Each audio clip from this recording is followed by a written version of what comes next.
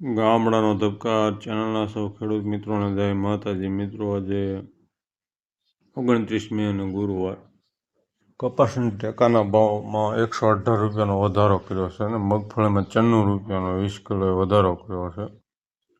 હવે મિત્રો, વિદેશી વાત કરીએ તો વિદેશમાં અમેરિકામાં વાવેતર ઘટ્યું છે અને આપણે પંજાબમાં થોડું વધ્યું છે. ચીચીઆઈની વાત કરીએ, રૂશંકર ગાંસડી 29 mm લેન્થ અને 3.8 મેગની છઠ્ઠાના ભાવ સ્થિર હતા. 53,700 થી 54,200. કપાસિયા અને ખોળ પણ કાલે સ્થિર હતો. ઓલ ઇન્ડિયા આવકો 21,000 ગાંસડીની હતી. સીસીઆઈ બુધવારે સતત 8મા દિવસે ભાવ જાળવી રાખ્યા હતા. સીસીઆઈ બુધવારે રાજકોટ અને અમદાવાદ સેન્ટરથી વેચાતા 28 mm લેન્થવાળા રૂના ભાવ 55,300 રાખ્યા, જ્યારે મહારાષ્ટ્રના 29 mm લેન્થવાળા રૂના ભાવ 55,430 mm લેન્થવાળા રૂના વેચાણ ભાવ 55,800 રાખ્યા હતા. સીસીઆઈનું રૂ બુધવારે 45 ગાંસડી વેચાયું હતું 4500, જેમાંથી મિલોએ 600 ગાંસડી ખરીદી હતી અને વેપારીએ 3900 ગાંસડી રૂ ખરીદ્યું હતું. પંજાબમાં કપાસનું વાવેતર લગભગ પૂરું થઈ ગયું છે.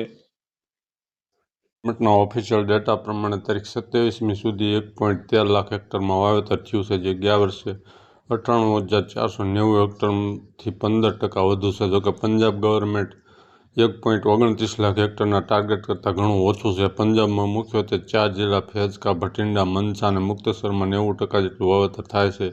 ચારેય જિલ્લામાં ગત વર્ષથી વાવેતર વધ્યું હતું, પણ સતત 4 વર્ષ વાવેતર ઘટ્યા બાદ આ વર્ષે વાવેતર વધ્યું છે. પંજાબમાં 2024માં 98,490 હેક્ટર, 2023માં 1,79,000 હેક્ટર, 2022માં 2,48,000 હેક્ટર, 2021માં 2,52,000 હેક્ટર વાવેતર થયું હતું. 1980માં પંજાબમાં 5 લાખ હેક્ટરમાં કપાસનું વાવેતર થયું હતું અને આમ 5 વર્ષ પહેલાંના વાવેતર કરતાં માંડ 40% વાવેતર આ વર્ષે પૂર્ણ થયું છે.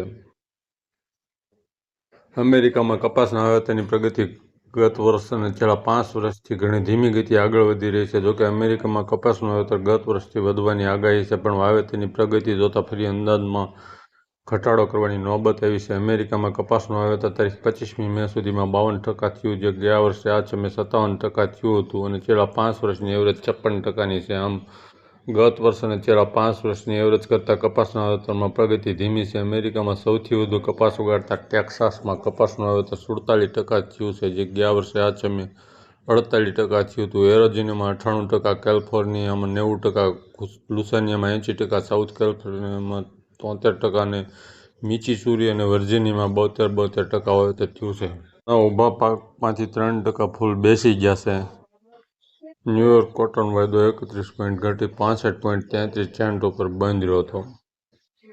ચીનના રૂ અને કોટનના વાયદા સતત 4 દિવસ ઘટ્યા બાદ બુધવારે પ્રત્યાઘાતે વધ્યા હતા. ચીનનો રૂ જુલાઈ વાયદો 25 યુઆન વધી 13,125 યુઆન અને સપ્ટેમ્બર વાયદો 20 યુઆન વધી 13,380 યુઆન પર બંધ રહ્યા હતા, જ્યારે કોટન જુલાઈ વાયદો 80 યુઆન વધી 19,590 યુઆન અને સપ્ટેમ્બર વાયદો 60 યુઆન વધ્યો હતો. ચેનલને સબસ્ક્રાઈબ કરજો, વિડીયોને લાઇક કરજો અને શેર કરજો. જય માતાજી.